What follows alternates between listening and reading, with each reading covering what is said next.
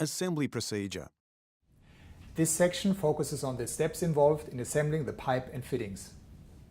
As a Rehau authorised installer, you should be familiar with the general technique, as well as the finer details involved in producing a high standard of work, allowing you to fully take advantage of Raupiano's advanced properties. Step 1 is to ensure that the pipe is cut, chamfered and deburred. Cut the pipes with common pipe cutters or a fine-toothed saw. Ensure the cut is at a 90-degree angle from the pipe axis.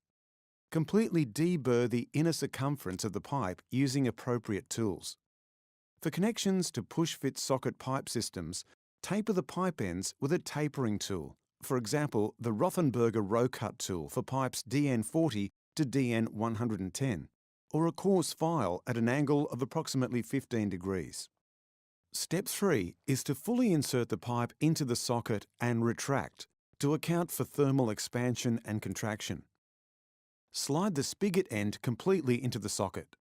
Make a witness mark with a pencil or pen to ensure it is clearly visible.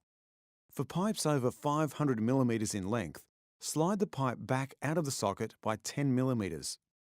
Please note that for pipes shorter than 500 mm, in-ground applications or fitting-to-fitting connections, the 10 mm retraction is not required and the sockets can remain fully inserted.